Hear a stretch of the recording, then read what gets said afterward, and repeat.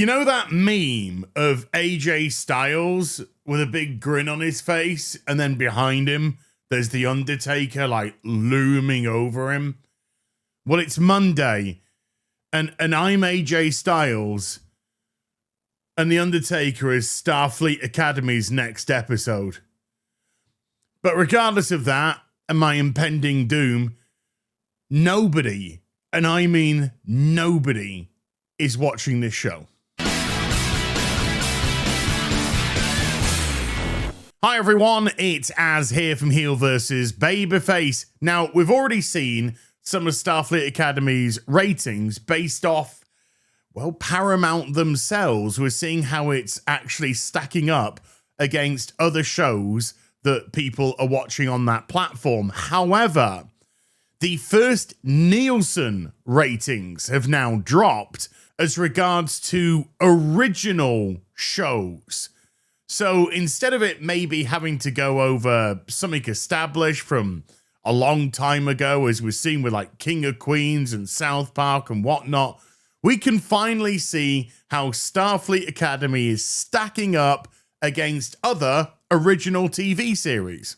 But before we do that, let's just check back in to Paramount's own platform to see how it's picked up. Maybe now that it's 6 episodes in, it hasn't. It hasn't at all. Hi, I'm over here. I'm going to plot myself in the top corner to give you a better angle. But you can see that on Saturday, the 14th of February, which was only 2 days after Starfleet Academy's latest episode had dropped, the show was struggling at number 10 on Paramount.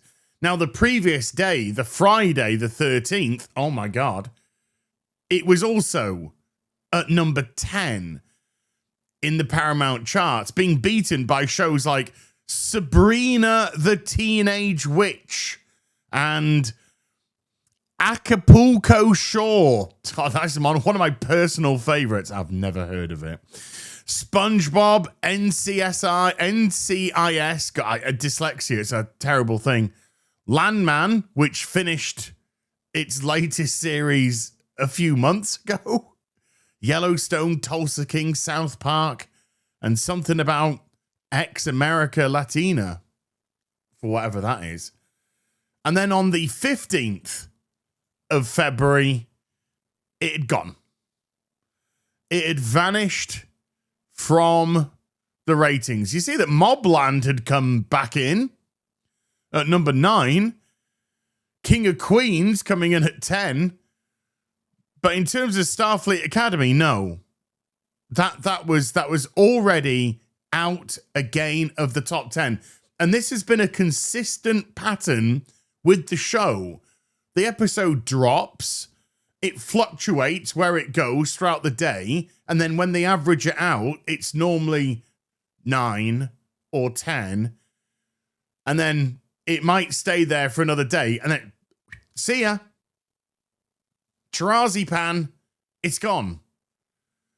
Zilch people are watching the show on its own network. They'd rather watch shows from, decades ago, or shows that finished a year ago. This is a really bad sign. But these are established shows, and the Nielsen ratings will condense it down to original shows only. So how did it fare in the top 10 Nielsen ratings? The quick answer is it didn't. In actual fact, it's highly unlikely that it came anywhere close to the top 10, making its way in here.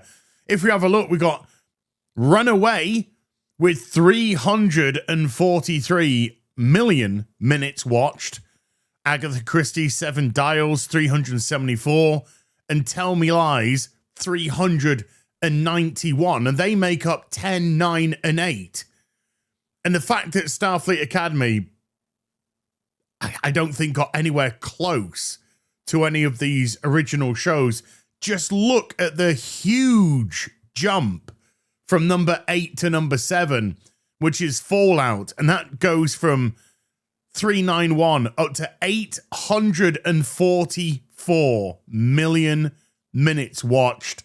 But if we have a look at the top three, they themselves have set themselves, God damn it, apart from the others.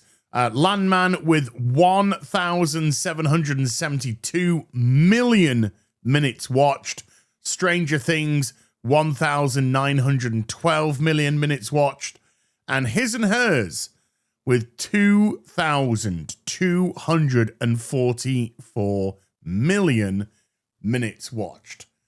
Starfleet Academy didn't even have a chance in hell. And the reason why it didn't have a chance in hell is because it's dog shit and nobody is watching it. If we were to go back to 2022, do you remember when they were pushing the Halo series? And then we started to hear things like, well, this is going to be a Halo series set in its own different universe. This won't share a continuity with the gaming universe. And then, before the show was even released on a first season, a second season was already confirmed. This is seemingly some sort of silly beggar's trick that the streaming services like to do in an effort to not make a series look like a one and out potential failure. And it also gets people greenlit and working and those contracts signed. The same thing has been done here with Starfleet Academy. It was already greenlit for 2 seasons before the first season even came out. And that is Kurtzman really just attempting to get work going. Because if you're working, then you ain't being fired. And if you've already worked, then you've got yourself paid. In the flip reverse to that, we've got Star Trek Strange New Worlds, a show that has already had 3 seasons, 10 episodes a season. Season 4 drops this year for another 10 episodes.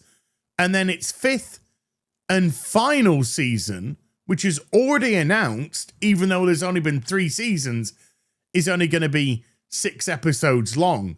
So you have a show that has 5 seasons, which looks in itself respectable.